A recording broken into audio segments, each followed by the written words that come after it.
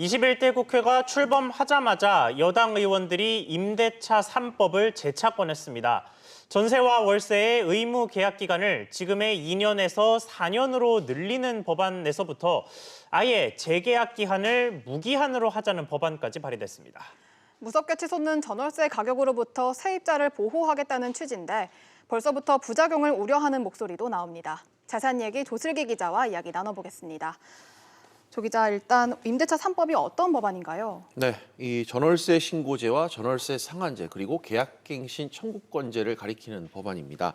먼저 임대차 3법 중 이 첫 번째는 이 주택 세입자에게도 갱신 청구권을 주는 법안으로 지난 5일 발의됐습니다.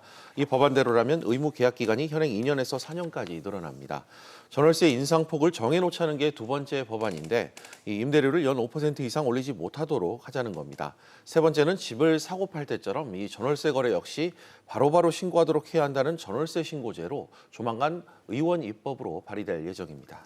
네, 그리고 이 3법과는 별개로 재계약 기간을 무기한으로 늘리는 내용의 법안도 발의가 됐다고요? 네, 더불어민주당 박주민 의원이 발의한 법안입니다. 임차인이 이 계약갱신을 요구했을 경우 임대인이 거절하지 못하게 하는 안을 20대 국회에 이어 재차 이번에 들고 나왔는데요.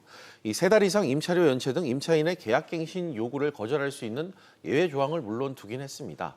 그러나 이 정당한 사유가 없으면 계약갱신을 원하는 세입자의 계약갱신 요구를 집주인이 거절할 수 없도록 한 게 이 법안의 특징인데요. 예. 현재까지 발의된 법안 가운데 가장 강도 높은 이 규제안을 담고 있다는 평가를 받고 있습니다.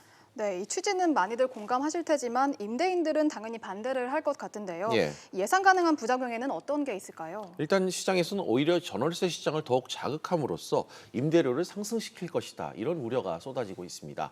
전월세를 올려받지 못하거나 이 계약을 강제로 연장해줘야 하는 집주인 입장에서는 인상분을 미리 받는 식으로 이 가격 인상에 나설 수 있기 때문입니다. 특히 내년에 이 서울 주택 공급 물량이 크게 줄어드는 와중에 이 전세 물량이 줄게 될 경우 전세난이 더욱 가중될 것이다. 이런 전망 역시 쏟아지고 있습니다. 또 이 전월세 이 월세 신고제가 과세 목적으로 활용될 경우 이 세금 부담을 세입자에게 떠넘길 수 있다. 이런 지적 또한 나옵니다. 네, 그리고 반대로 야당에서는 소위 집주인들 편을 좀 들어주는 이런 식의 법안들이 좀 나오고 있죠. 네, 야당은 한마디로 정부의 부동산 규제를 완화하는 내용의 법안을 내놓고 있습니다. 먼저 화면을 보시면 이 배현진 의원이 내놓은 법안인데요. 종부세 납부 공시가격 기준을 기존 6억 원에서 9억 원으로 높이는 내용의 이 종부세법 개정안이 발의된 상태입니다.